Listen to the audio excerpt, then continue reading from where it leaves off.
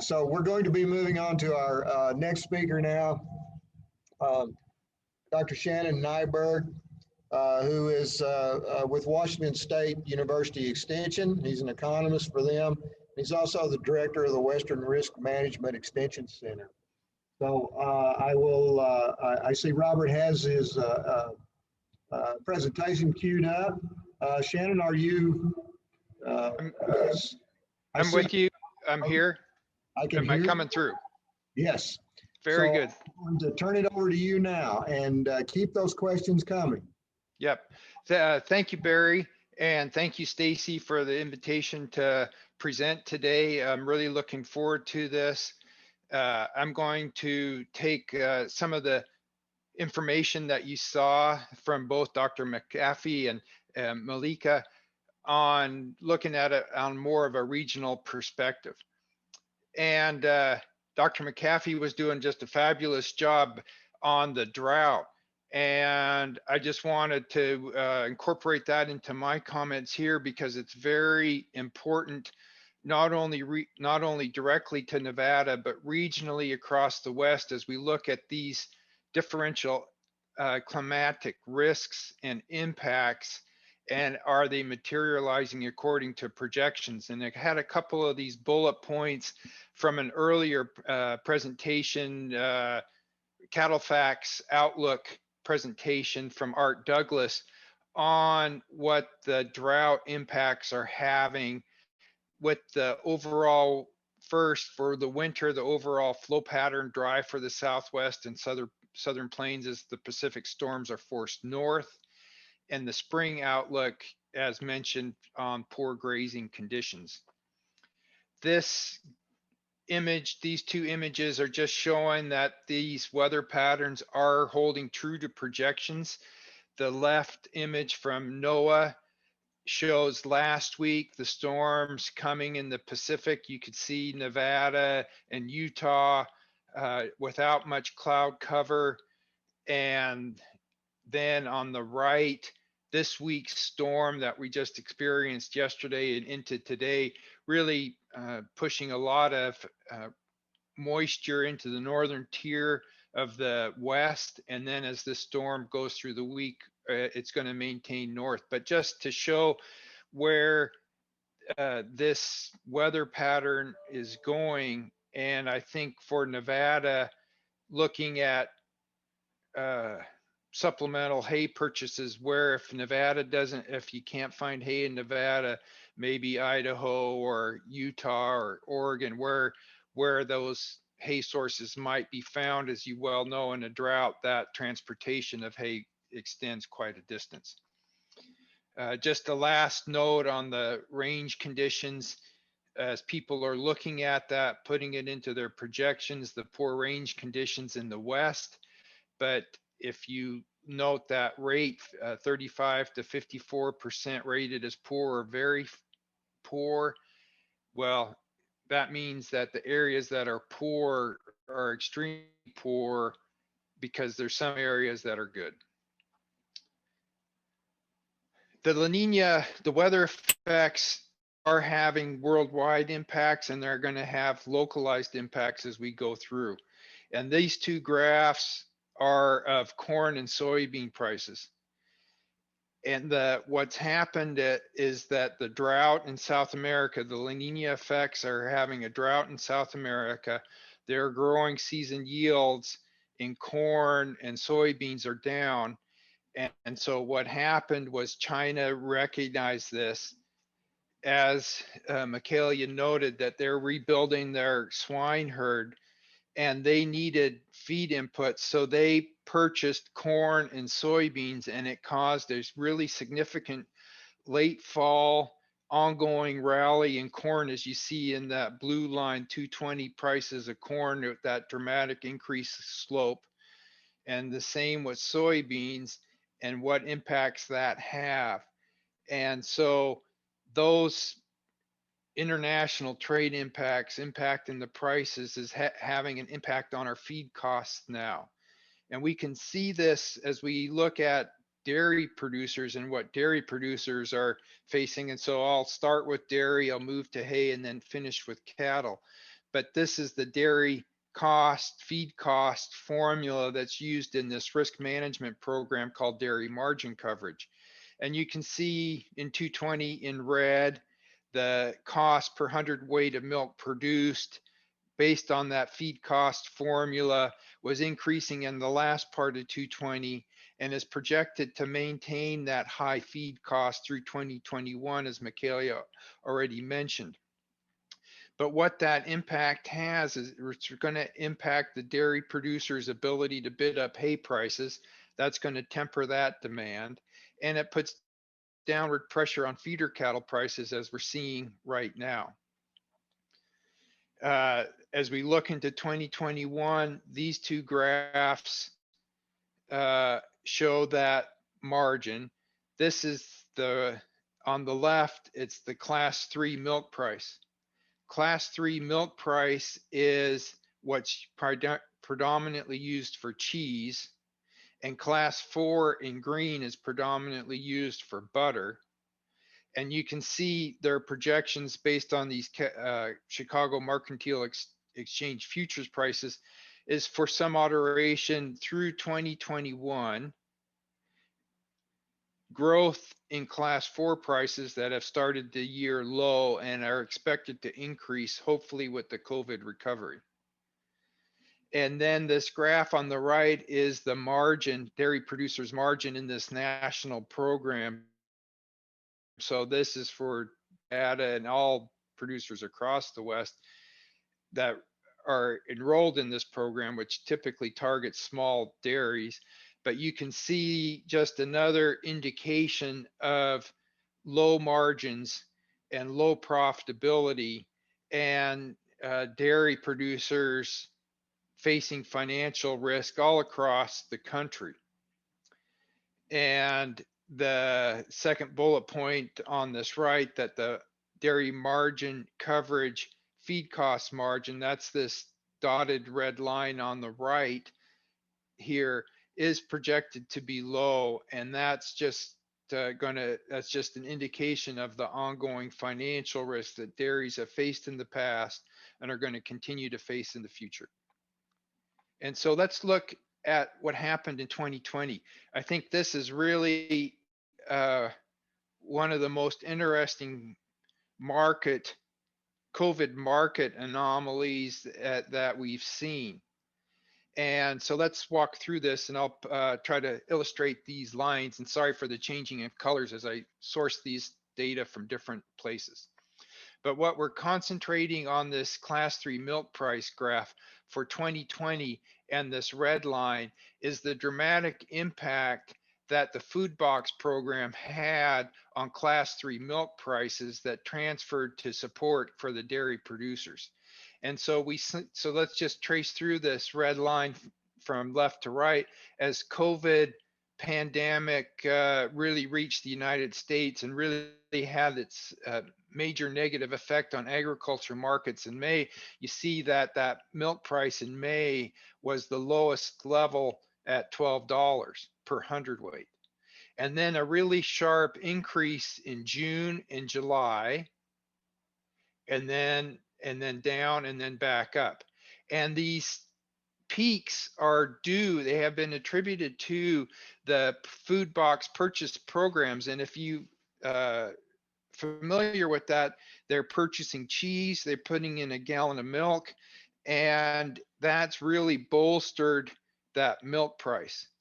And I put the image on the right of the traffic jam, and this was, I just picked this up off of a news area, I think this is in Los Angeles, on a food distribution center traffic bottle jam of people trying to get in to get these food boxes. And so 4 rounds were funded in 2020, and a 5th round, as you've been following the news, is funded into 21, with those impacts just going to be rolling out as those dollars were appropriated at the end of the year in a dramatic fashion. And I think one of the interesting things is this bullet point is the future debate on SNAP versus food box effectiveness and achieving its goals of nutrition and commodity usage. and what impact that has on the future. I think that we'll see that as we look backward on COVID impacts and how better to design our policies towards the future.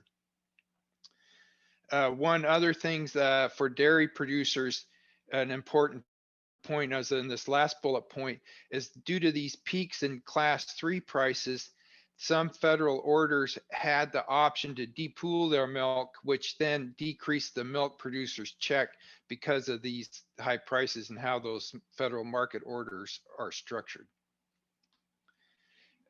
Just took this from California, and I took this map on the bottom that showed northern Nevada and Arizona's order where milk's being marketed, but some of the northern Nevada milk's marketed through California, and their statistical uniform price, which is the price that they in turn base milk checks on, you can see that trend. You can see that trend through 2019 into 2020, and then what was projected when they did this study up to $16, which if you compare to the past is not very encouraging for dairy profitability. And you combine that with this trend in soybean prices and increase in corn and diesel prices, that margins decreased, which then is detrimental to dairy producers and the associated impacts to other industries, and most notably hay, as high quality hay is primarily driven by exports and dairy demand. So let me make a few comments on hay that I think are really quite interesting relative to COVID impacts. And so these are the alfalfa hay production estimates with looking at 2020 to 2019 % changes. And we have a few states that are really interesting to point out. First, let me start with Washington. Washington is plus 21% in alfalfa production. And that was interestingly due to potato acreage at the height of the COVID crisis in the spring of 2020. Food service distribution was disrupted. So these fresh potatoes had to be moved out of storage or risk rotting. And the impact is that 2020 potato acreage contracts were canceled, and those farmers looking for a crop to grow to help their rotation look to the future, they planted it to alfalfa. So that's why you see this large increase in Washington. Minus 27% in Nevada. And we saw Michaelia's graph earlier where she mentioned the decreased acreage that was in Nevada and poor growing conditions through the growing season and early spring. So that decreased 27%.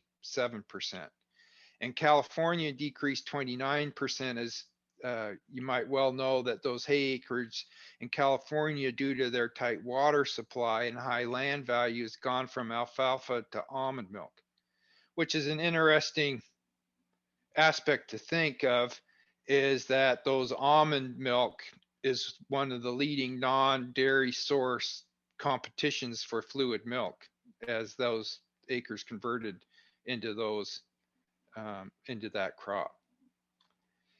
This is on-farm hay stocks on data that was just recently released, but I pointed out Nevada in green, and Nevada in green, their hay stocks is, as we look at what the data is projected, that's down 57%.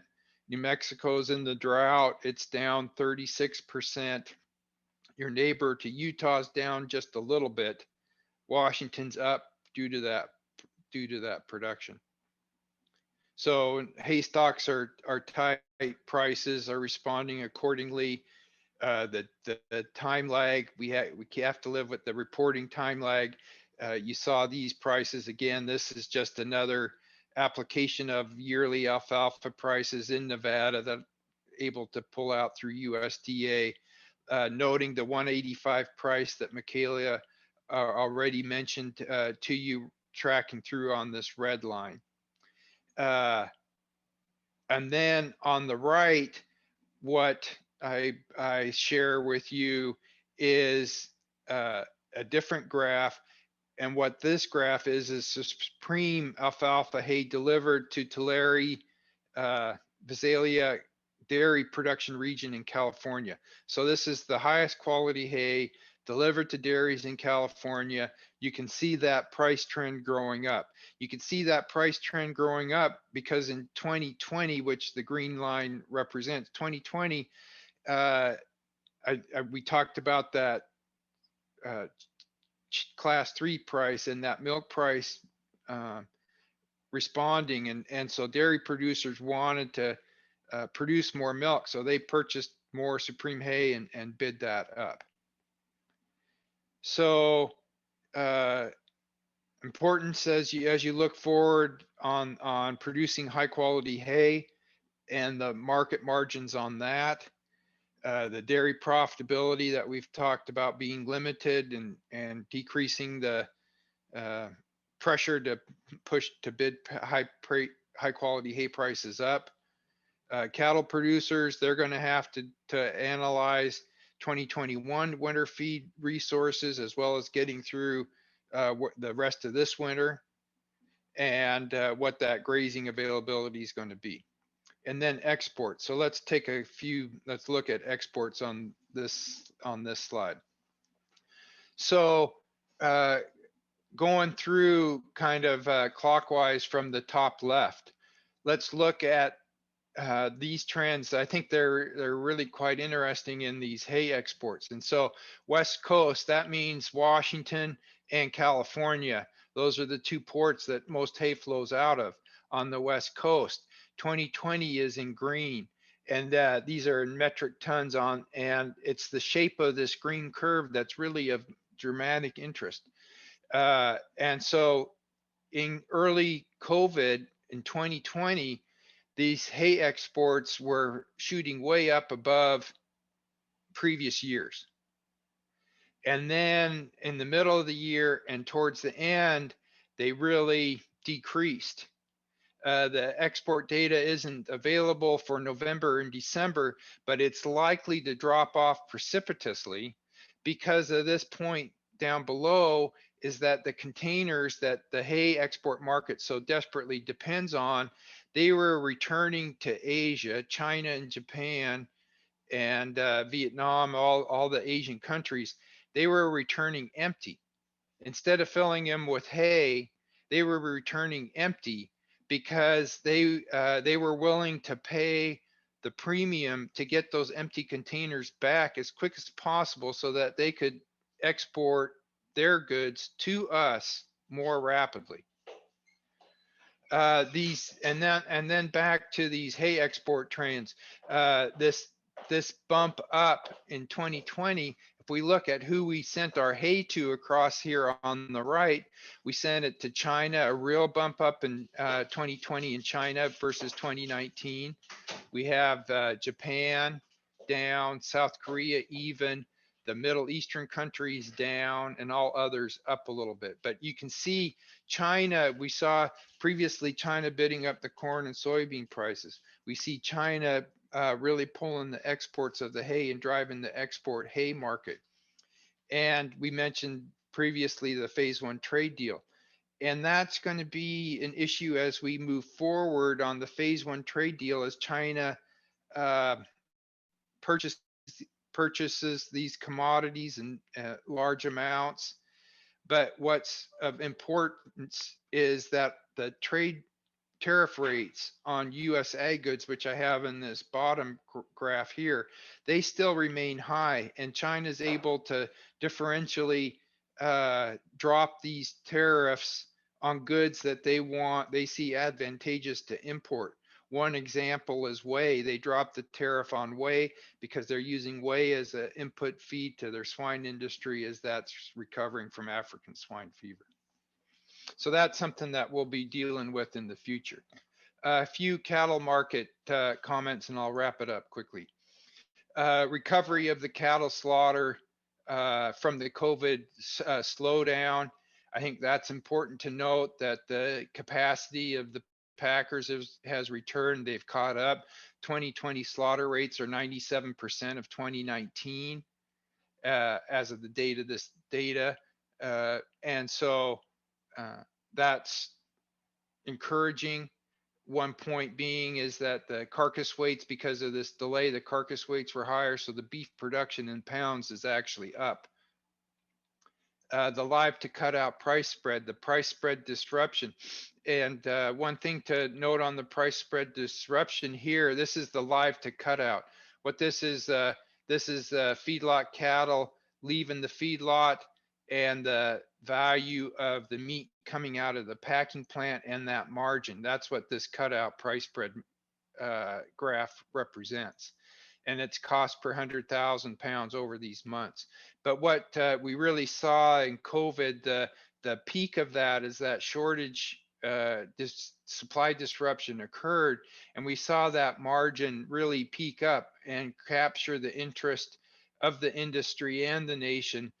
And you talked about that yesterday, so I won't go into that in repetition, but point out on the right is that price relationship has returned to normal and is almost identical to 2019. The repeat of fall prices, I think this is of interest to look at. I pulled Washington as I had that, and look at 2019 and 2020. And that, I think this, and also where people are talking about 2021. And when you market your calves at a specific point in time. In Washington, it's October and November.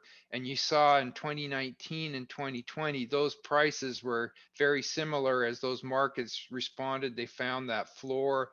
And a lot of analysts are saying 2021 to expect no better than what you saw in these past 2 years.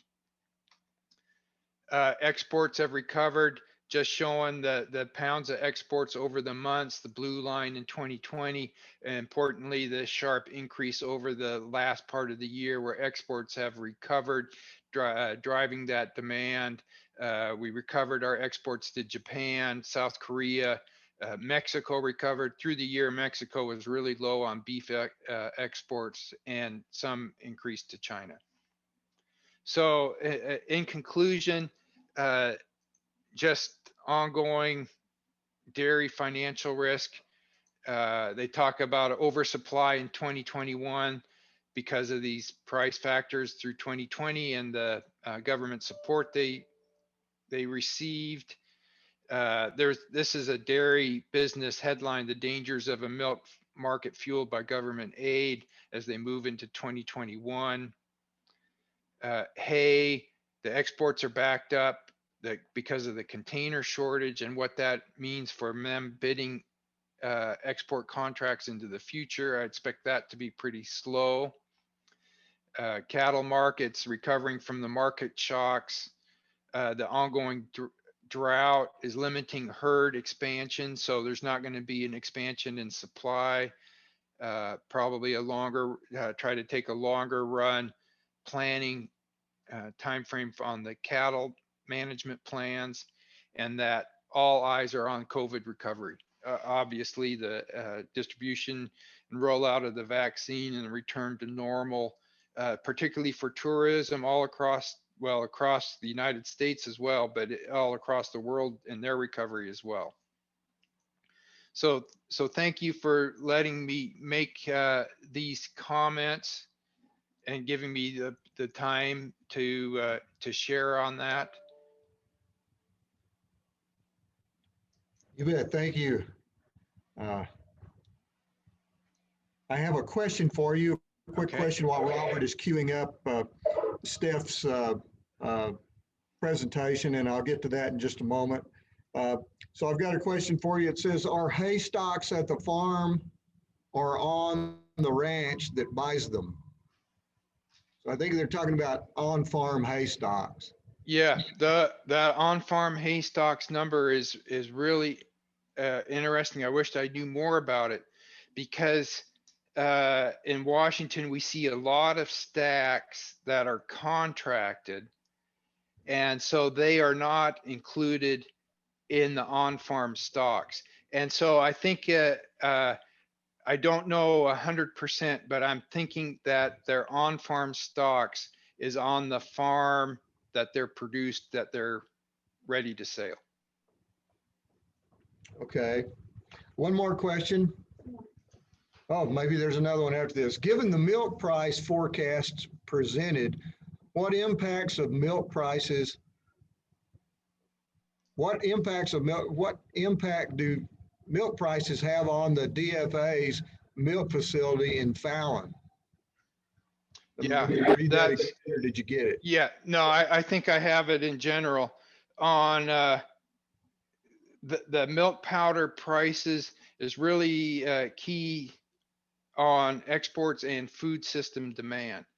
And so they have the ability, each of those plants have their individual profitability, they have their individual marketing plans, they have their individual